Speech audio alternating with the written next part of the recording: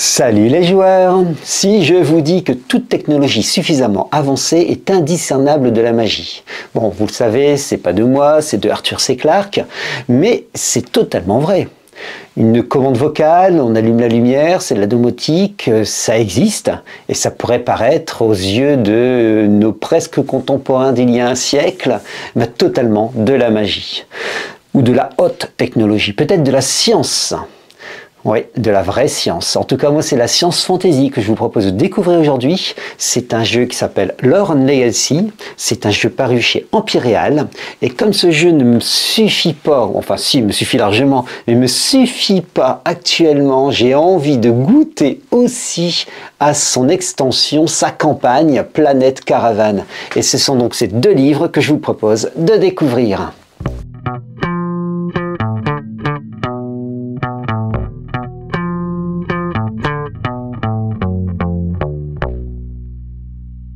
Donc voici le livre de base Lore and Legacy, un livre d'un peu plus de 300 pages, cartonné, pas de souci, très bien. Je vais regarder avec vous la table des matières, mais auparavant vous expliquer un peu le monde de Lore and Legacy. Lore and Legacy, c'est une énorme planète, beaucoup plus grande que la Terre, Empyreal, et cette planète a été colonisée, donc une planète très particulière, de l'eau cristalline, etc. Et cette planète, comme vous le voyez, est assez particulière, elle défie les lois de la physique, et certains peuples se sont échoués, certains peuples qui connaissent la navigation spatiale se sont échoués. Au premier lieu, ce fut les érudits astarites, qui, sages parmi les sages, et qui ont presque totalement disparu de la surface de la Terre, de cette Terre, laissant des merveilles technologiques en désuétude. Puis progressivement, des peuples se sont échoués, soit des avions, des vaisseaux colonisateurs, soit quelques petits vaisseaux par-ci par-là. Enfin, ces peuples, nous les retrouvons au nombre de 6. Les Halflings, les Orques, les Darkti, les Agamides et enfin, en dernier lieu, les Humains. Ils savent tous que leurs origines sont retrouvées dans les astres lointains, mais depuis le temps qu'ils sont sur cette planète, la plupart des souvenirs sont devenus des légendes. Et bizarrement, cette planète s'accommode à toutes ces physiologies qui sont si particulières. Donc cette planète a un petit côté un peu magique. Malheureusement, ça contrebalance avec des soucis. Vous avez une altération, le poison de l'altération qui passe par certains endroits, peut-être de la planète, et qui vient corrompre des créatures. Donc déjà, ça commence mal. Et ensuite, de temps en temps, elle est arrosée par des pluies de météorites. Ce sont des graines de dragon, des créatures issues des profondeurs de l'espace, et qui viennent dévaster la planète en question. Vous allez incarner des francs lanciers. Francs lanciers avec une mission très simple, vous débarrasser des graines de dragon avant qu'elles n'éclosent et que le monde soit emprunt à un cataclysme quasiment. Une fois que l'on sait ça, je vous invite à regarder maintenant la table des matières qui vous donnera un bel aperçu de ce jeu. La table des matières est une présentation d'Empyrea avec les différents âges, les peuples, les Halflings, je ne vais pas le prononcer correctement, les Agamides, les Dacti, les désincarnés. Les désincarnés, on le verra très rapidement, ce sont plutôt des intelligences qui s'éveillent, qui sont prisonnières de vaisseaux et qui s'éveillent et qui progressivement deviennent incarnés. Des humains et enfin les orques. Les règles avec à l'intérieur la règle d'or qui est, si vous ne pouvez pas le faire sur la fiche, vous pouvez le faire quand même, tout est sujet à malus, donc je vous en parlerai aussi. Et bien sûr la création des personnages, dans l'intérieur de ces créations de personnages nous en retrouverez les traits et les capacités. Des capacités, il y en a plusieurs liées au caractère. Nous continuons avec la magie, des sortilèges illusoires, matériels et rituels, un peu de spiritisme, pour continuer sur les combats. Et là, on quitte vraiment la partie règles et création de personnages pour avoir les objets et les équipements, armes, armures, technologie, pièges, etc. Pour arriver sur les montures et les véhicules, c'est un monde où on peut retrouver des carcasses, des objets technologiques qui auraient pu survivre et que vous allez pouvoir utiliser. Nous finissons sur la vie des francs lanciers au service d'une guilde donc de francs lanciers. Et voici enfin le monde développé sur une seule région ici, la région de Patera, donc c'est une ville avec la région du cratère. Donc la visite de la ville avec les quartiers, etc. Puis la région et enfin les personnages que l'on peut rencontrer à la fois dans la région et dans la ville. Les aventures sont au nombre de 3. Nous avons Murmure dans la machine pour mauvais présage et La lumière au bout du tunnel avec toujours tour de mandat puisque vous êtes mandaté, vous faites partie d'une guilde de francs lanciers. Nous finissons le livre avec un bestiaire pour arriver sur des personnages pré-générés, des feuilles de personnages, etc. Nous allons commencer d'ailleurs par la feuille de personnage si vous me le permettez pour arriver sur les points de règle. Voici une feuille de personnage vierge et si vous avez suivi nos vidéos, notamment la vidéo sur la bannière de la liberté qui a l'air d'être un très bon jeu à venir, en tout cas le kit d'introduction est très intéressant, je pense que vous avez vu ma vidéo un peu enthousiaste. Bon, dans Lore & Legacy vous retrouvez donc vos traits ici, caractère, discernement, maîtrise, prestance, robustesse, vigueur et petit dé particulier, les dés de fortune qui permettront de relancer tout de suite nos points de vie où on a la dernière chance, on passe dans le coma et ça descend, il faut se soigner. Et enfin ici des points de magie. Nous avons les armes et sortilèges, voilà, il y a des points à retrouver classiques. Alors il y a une petite astuce qui est donnée par l'auteur, c'est le truc des trombones, tout de suite, un petit trombone pour avoir un marqueur, un peu comme dans Zombicide, les fiches à Zombicide 1.1. Voilà, un petit peu un système de trombone qui marche très bien. Donc voilà, ces fiches, vous les avez ici dans le livre avec différents récapitulatifs de table pour la suite. Je ne vous ai pas bien sûr parlé du non-peuple, enfin voilà ça, je vous en ai pas parlé. Et ça permet de comprendre en fait que cette fiche est assez classique. Et assez classique, vous allez utiliser 3 types de dés. D6, D8 et D10, en sachant que les D8, excusez-moi, sont plutôt des dés de combat. Et après, vous avez des dés, si vous savez faire quelque chose, vous allez utiliser les D10. Si vous ne connaissez pas, vous allez utiliser des pénalités, c'est-à-dire des D6. Voilà, tout simplement. Je vous tiens presque toute la règle là. Donc, vous voyez, c'est plutôt une règle sympa qui nous est amenée. Alors, les illustrations. Les illustrations, alors celle-là me fait beaucoup rire, vous êtes ici, c'est l'univers, carte de l'univers, vous êtes ici, quelques étoiles et voilà. Bon, on va parler d'Empyréa, continent donc qui n'est pas totalement connu, qui est immense. C'est bien sûr les petites cartes avec les différents âges, je vais les passer. Vous remarquez les illustrations qui sont en noir et blanc, on a presque une unité des illustrations, c'est assez joli, ma foi, et ça mène vraiment, il y a beaucoup d'illustrations, ça mène vraiment dans un univers. Ici, ce sont les différents peuples que vous pouvez rencontrer. On va commencer par les Aelfling, qui sont en fait l'équivalent d'elfes en Heroic Fantasy. Donc des personnes assez grandes, pas très épaisses, je devrais dire, une 50aine de kilos. Les Agamides, peuple de reptiles, donc on serait plus proche peut-être de dracoïdes, ici. Des Dacti, qui sont en fait mes préférés, c'est les nains bien sûr, donc petits, et cela s'explique par une densité, une gravité de leur planète d'origine plus importante, qui vivent dans des endroits plutôt clos. Les désincarnés qui n'ont pas de nation propre, eux, et qui sont assez mystérieux, est-ce que ce sont vraiment des espèces, des intelligences artificielles cybernétiques, les désincarnés qui s'activent de temps en temps lorsqu'on passe à côté de certaines ruines. Et enfin les humains, voilà, qui sont été dans plusieurs grands groupes et qui se mélangent maintenant assez et qui sont assez, comment dire, remarquables. Voilà, c'est péchu les humains. Ils n'ont pas peur d'y aller. Et enfin les orques. Donc, qui sont plutôt considérés comme des chamans, entre guillemets, au sein de leur tribu assez pacifique, mais ils savent y aller aussi, ils savent rentrer dans le lard s'il le faut.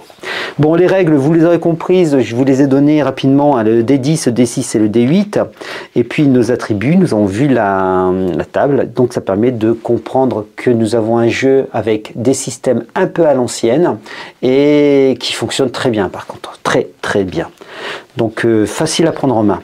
J'arrive sur la création de personnages et de là même nous avons différentes étapes qui elles aussi sont parfaitement compréhensibles pour peu que vous ayez joué à un jeu à l'ancienne. Et puis bon, je pense que de toute façon c'est presque instinctif. Quelques idées de fiches déjà pré-remplies afin de voir si vous êtes calé avec ce qui est prévu. Nous arrivons sur les traits qui sont les éléments distinctifs, ses goûts, ses manies, ses passions, ses obsessions, pour la personnalité d'un personnage. Donc ça, c'est plutôt assez intéressant de voir ce trait à la fois ratio, mais aussi presque de caractère. Donc je vais les passer, on va retrouver la claustrophobie, le bête de somme, tout ça, maladroit. Bon, ensuite les effets de magie. Alors on va prendre par exemple les effets de sortilège de magie matérielle. Donc vous avez ici de la magie, coup en point de magie, cible unique, durée et fin instantanée, degré de difficulté, nocivité, excusez-moi, du poison. Donc pour ici l'antipoison. Le magicien stimule le système immunitaire de la cible afin de l'aider à éliminer le poison qui a été inoculé. En cas de réussite standard ou supérieure, le poison est immédiatement dissous. Une réussite partielle réduira l'effet du poison de moitié. Voilà, c'est pas plus compliqué. Vous pouvez donc créer aussi vos sorts éventuellement. En tout cas, les sorts sont faciles à prendre en main. Il n'y a pas de complications particulières là-dessus. C'est facile. Vous l'aurez compris que ce système, du coup, fonctionne, on jette le dé et on a un niveau, donc peut-être de bonus, par rapport à un niveau de difficulté. Et puis, voilà. Bon. Les objets et équipements, ici, nous sommes déjà à la page 133. Nous avons donc des armes technologiques, mais peut-être aussi antiques. Ça sera la même chose avec nos armures. Vous allez retrouver des armures qui sont en fait des combinaisons de spationautes. Ouais, ça c'est notamment pour les humains. Donc voilà, des épées, des sabres, des choses assez classiques. Dans les armes à distance, c'est là où on va trouver des choses étranges, telles que par exemple les armes à feu, lance-grenades, pistolets mitrailleurs. Et donc voici les armures. Moi j'ai repéré dans ces armures, par exemple les armures lourdes, la combinaison de combat. Et vous voyez, cette armure dont le design est resté quasiment inchangé depuis 2 siècles est portée par les militaires humains. On dit que le modèle d'origine servait au voyage spatial. Et vous allez avoir de ces éléments technologiques presque magiques et que vous allez devoir interpréter et retrouver. Donc voilà, des canons à rail, des camions, des canons disrupteurs, des artefacts qui sont des appareils qui permettent par exemple de voler. Vous allez trouver des tournevis laser, merci le Docteur Who. En tout cas, nous sommes assez proches aussi d'un jeu vidéo quelque part dans ce livre. On a une ambiance qui est peut-être propre à cet univers assez particulier. Je vais me dépêcher puisque nous avons un deuxième livre à regarder ensemble. Donc les consommables, nous arrivons sur les scénarios, vous montrer un petit peu la structure de scénario. Alors, consommables, les différentes guildes avec les mentors.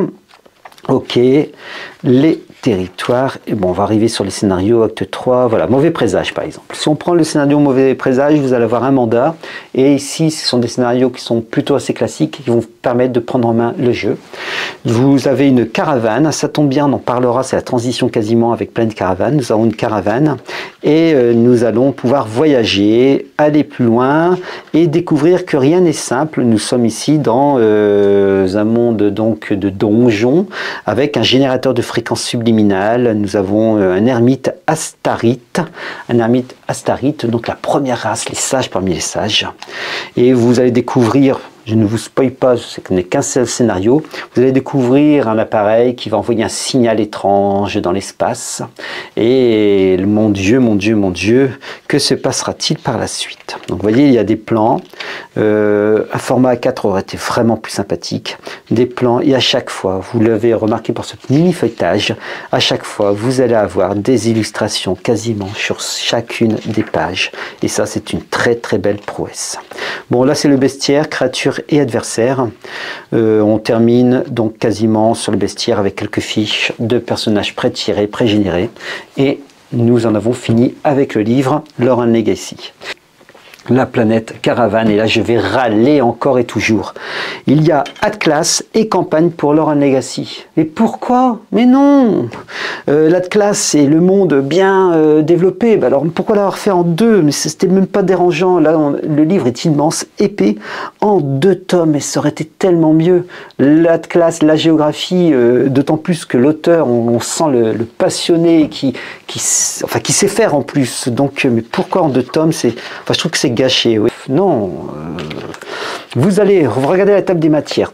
tout le monde est décrit, avec les contestés, les territoires, les contestations, donc la géographie, les noms familiaux, les peuples qui peuvent s'y trouver.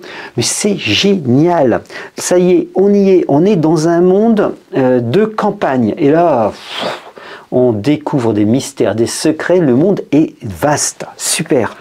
La région du Grand Cratère, donc nous l'avions un peu déjà parcouru avec le livre de base. Et puis maintenant, les territoires contestés, la Fédération d'Ardan, la géographie à chaque fois, la coalition des Grands Lacs, les citadelles de Xarak. Tous les peuples ont leur territoire ou ont des territoires mixtes. Et tout le monde est hyper cohérent. Cohérent, c'est mieux. Hein. Donc les régions sauvages, les déserts, etc., l'Empire, bon, tout ça je vais vous le passer, parce que ce qui va nous intéresser, nous, c'est le livre 2, c'est-à-dire la campagne, avec les éléments précurseurs, l'envers du décor, prélude à l'Odyssée, etc., etc. Il faut savoir que cette campagne, son intérêt, c'est qu'elle démarre en fait avec le prologue. Ce que je vous ai dit un petit peu sans spoil ou presque sans spoil, donc le scénario que j'avais choisi, eh bien c'est quasiment le début de la campagne. Un signal mystérieux prévient une planète lointaine ou un système lointain. Qu'est-ce que c'est que cela? Ce n'est pas un dragon et mon Dieu, que va-t-il nous arriver? Eh bien là, c'est l'objet de la campagne. Alors, si je feuillette rapidement le monde, encore une fois, enfin le livre, pour vous montrer encore une fois la densité des illustrations, la densité des différentes régions ici que l'on trouve sur cette carte. Donc le Grand Cratère, voilà, et vous montrer à chaque fois, mais c'est vraiment bien repris. Il y a beaucoup de noms assez compliqués par contre, hein. L'émergence de Pristaer Shah, Jour sans joie, les dates clés, par exemple. Voilà, on a un monde à la fois historique et géographique avec des noms particuliers et ça, il faut les acquérir. C'est-à-dire que c'est pas évident de prendre tous ces noms propres et d'en faire soi, en fait. Bon, je vais les passer, les territoires contestés, etc. Et vous voyez, à chaque fois, je tombe sur des illustrations. Là, un peu par hasard, mais enfin, presque. Ici, par exemple, la faune, on a les monstres. Donc, on a les exrides, les sarcoptérix et les trigons des dunes. Waouh, pas évident. Bon, voilà, les trois monstres en question. C'est comme ça aussi partout. Vous allez avoir des... voilà, si on retrouve par exemple la faune ici, on va retrouver, je crois que c'est un petit peu avant ou un tout petit peu après, non, c'est un petit peu avant, on va y retrouver aussi des plantes particulières. Voilà, la flore des terres céruléennes. Donc, des particularismes qui sont autant de mini-aventures. Vous devez envoyer des francs lanciers rechercher, par exemple, du Ut-un-ki. Là, vous voyez encore une fois les noms propres. J'ai vraiment du mal. Moi, j'ai toujours du mal avec les noms propres. Vous le savez si vous suivez cette chaîne. Mais là, waouh, il y en a beaucoup. Hein. La deuxième plante, c'est du Nin-itak. Ou alors du On-ru-cho. Ouf, j'ai vraiment du mal. Bon, mais ça, ce n'est qu'un moindre mal. Hein. C'est vraiment, ça m'est particulièrement propre, je pense. Le livre de campagne, eh bien, vous voyez cette campagne. Ah ben, nous sommes presque à la moitié. Et bien voilà, livre 2, ça aurait pu être effectivement un deuxième ouvrage, un deuxième livre. Je pense, et j'en parlerai dans la critique, hein, je pense que la gamme y aurait vraiment gagné Enfin, ça aurait été majestueux. Bon, mais ça l'est déjà, hein, ça l'est déjà.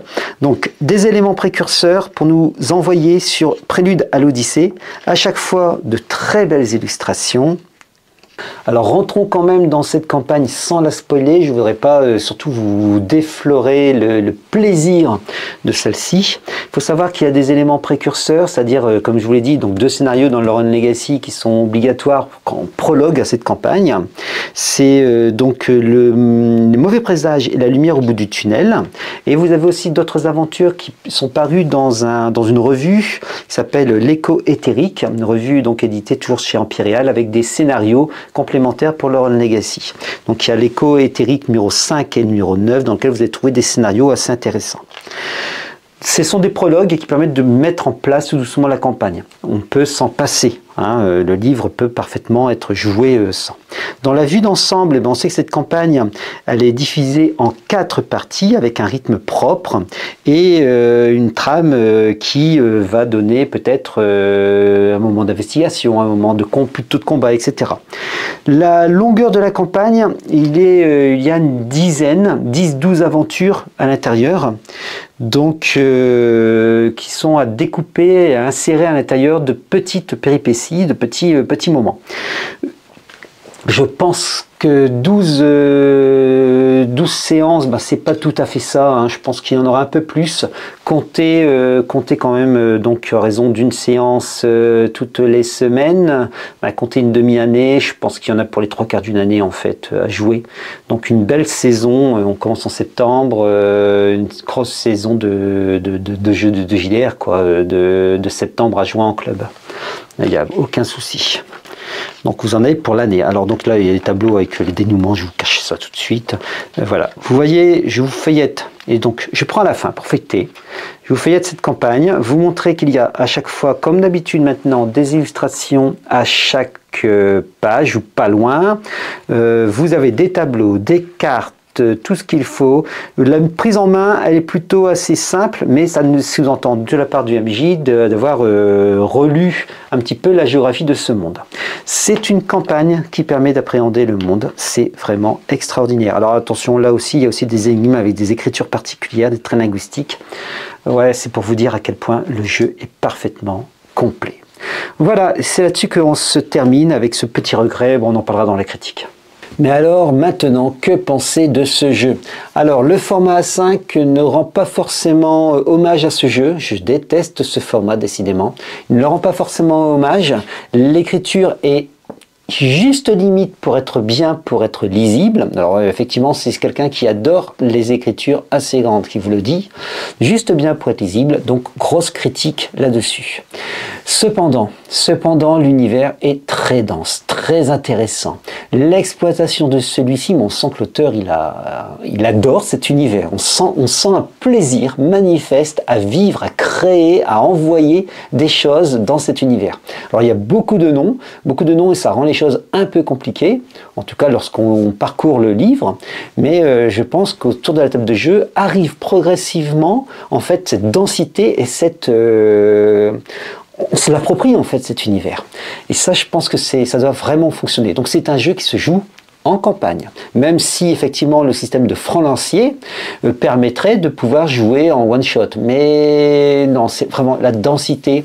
Ce jeu ne vaut vraiment, à mon sens, qu'en campagne. Le système 3D est plutôt bien efficace, vraiment. Je vous ai fait une vidéo il y a quelque temps sur la bannière de la liberté du même auteur, Julien Piroux, et il avait adapté son système pour la bannière de la liberté. Là, on est sur le système originel, devrais-je dire, avec un petit peu de magie, et effectivement, on sent qu'il y en a sous le capot, là. C'est un bon système, D6, D8, D10, c'est un bon système, ça fonctionne, c'est cohérent, c'est logique. Autour d'une table, en une soirée, c'est pris en charge, c'est pris en main, et sans aucun souci. L'interprétation des francs lanciers, je vous en ai parlé. Les scénarios qui sont proposés, donc un bon petit prologue à Planète Caravane, puisque les 3 scénarios permettent d'envoyer tout de suite nos francs lanciers dans, je dirais, dans les mystères de cette planète empyréale. Là, c'est pareil, c'est un grand regret, c'est l'épaisseur du livre. Un format A4 aurait permis d'avoir moins de pages pour une ouverture, enfin, épaisseur de caractère assez similaire, et donc une lecture qui aurait été similaire. Et ouais, ça aurait fonctionné en fait. Donc ça, c'est vraiment mon regret. Mon regret d'avoir placé un énorme livre de ce type. D'autant plus qu'on a une première partie qui est l'Atlas de la planète, donc qui complète parfaitement le livre de base. Et la deuxième partie, c'est la campagne. Donc peut-être éventuellement, aurait-on dû faire 2 livres. Ça n'aurait pas été forcément déconnant, étant donné la densité de cet univers.